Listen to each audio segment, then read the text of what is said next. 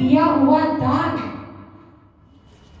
अगर उस दान का कोई उपयोग करता है, स्वयं के लिए उपभोग करता है, तो वो नरक का पात्र बनता है। एक बहुत सुंदर उदाहरण आता है प्रथमानुयोग ग्रंथ में।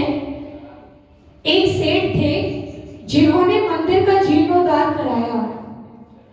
मंदिर का जीर्णोद्धार कराया तो उन्होंने मंदिर में रत्नों का काम करवाया।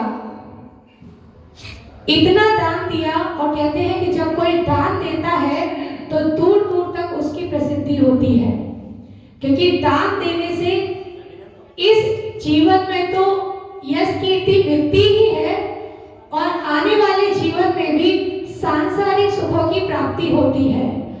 तो जब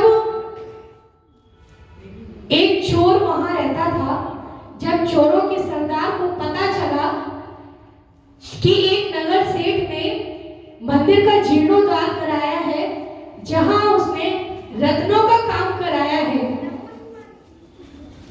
जवलीराज शिव मुनि श्री बिहार साहिब महाराज जी की जय। और जब उस नगर सेठ का जब उसको पता चला कि नगर सेठ ने मंदिर में रत्नों का काम कराया है, तो चोरों के सरदार ने क्या प्लानिंग की, उसने सोचा क्यों ना आप बड़ा हाथ मारा जाए। अभी तक हमने जितनी लूटपाट की है उसके सामने तो बहुत विशाल है।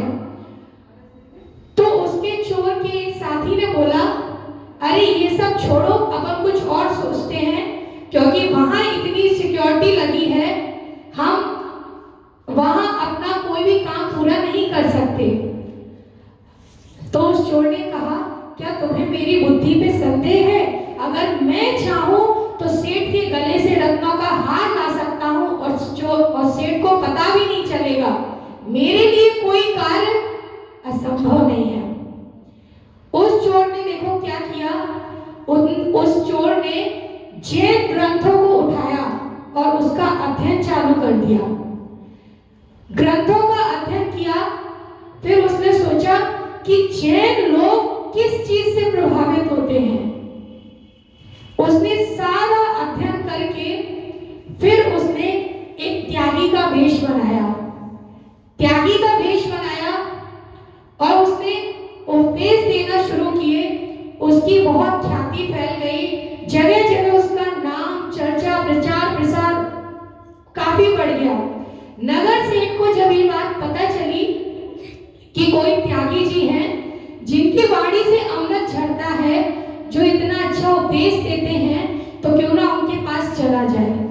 जब वो सेठ उस त्यागी के पास गए तो सेठ ने उसके पास बैठे, सेठ ने कहा कि हे त्यागी जी, हम चाहते हैं कि आप हमारे घर भोजन के लिए आइए और हम चाहते हैं कि आप हमारे मंदिर में रुकिए। तो देखो उसने क्या कहा, बोला कि हम तो त्यागी हैं, रवता जोगी बहता पानी है, और आज यहाँ तो कल कहीं और, हम लोग इस तरीके से नहीं जाते हैं, कभी उधर निकलेंगे तो देखेंगे। सेठ और भी प्रभावित हो गया। सेठ रोज आकर उससे आग्रह करने लगा। फिर एक दिन वो त्यागी जी मान गए और उनके मंदिर रुकने चले गए। खूब अच्छे से धर्म प्रभावना चलती रही। एक दिन सेठ को किसी कार्यवश शहर जाना पड़ा, तो सेठ ने त्यागी जी से जाके कहा कि मुझे कुछ दिन के लिए बाहर जाना है और मैं चाहता हूं कि आप जब तक मैं ना आ जाऊं आप यहीं रहें। फिर वो त्यागी जी कहते हैं कि अरे साधु तो रमता जोगी बहता पानी है, हमें तो जाना ही पड़ेगा। लेकिन सेठ के लाख आग्रह करने के बाद वो उसी मंदिर में रुक गए। सेठ जी बोले कि मैं वचन देता हूं कि मैं 7 दिन बाद आऊंगा, फिर आपका अच्छे से विहार कराऊंगा और अच्छे से सम्मान के साथ आपको लेके जाऊंगा। सेठ जी चले गए। इस बीच क्या होता है कि उस त्यागी जी को पूरा मौका मिल गया। अर्धरात्रि में मंदिर जाते थे और मंदिर जाते थे तो रत्नों का उन्होंने 3 तेरा करना शुरू कर दिया। नगर में चर्चा का विषय बन गया कि आखिर ये रत्न जा कहाँ रहे हैं। और त्यागी जी पे तो कोई भूल के भी शक कर ही नहीं सकता था, लेकिन पूर्व पाप कर्म के उदय के कारण उनको कहते ना 18 महारोग होते हैं, तो जिसमें से एक कुष्ठ रोग होता है।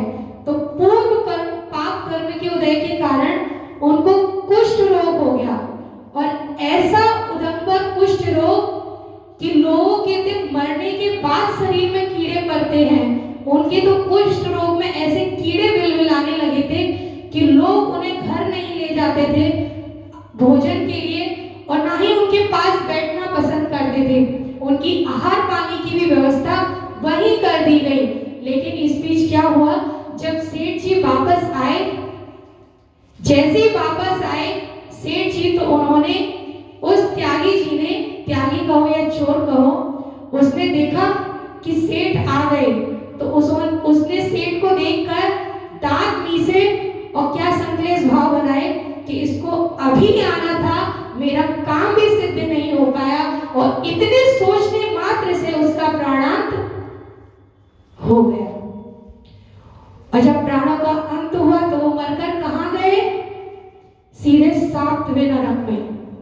और कहते हैं कि जो लोग इस तरीके से दान के पैसे का घोटाला करते हैं तो नियम से वो सप्तम नरक में जाते हैं, और जब भी वहां से निकलते हैं तो या तो क्रूर पशु होते हैं या क्रूर पक्षी होते हैं, और लेकिन फिर भी उन्हें मनुष्य जन्म नहीं मिलता, लौट के वापस फिर नरक में जाते हैं, और इसी तरह उनकी नरकों की यात्रा चलती रहती है। इसीलिए कहा है कि धर्म के साथ अगर धर्म करो तो कल्याण हो जाएगा, लेकिन धर्म की आड़ में अगर धर्म से खिलवाड़ करोगे तो नियम से डूब जाओगे। इसलिए कभी भी, क्योंकि धर्म हमें मिथ्या, और कहा ऐसा भी है कि अगर ऐसी स्थिति होती है तो इस जन्म में कभी भी सम्यक्त की प्राप्ति भी नहीं हो सकती। तो इसलिए कहा है कि कभी भी धर्म से खिलवाड़ नहीं करना चाहिए। और चलते हैं पूज्य मुनि श्री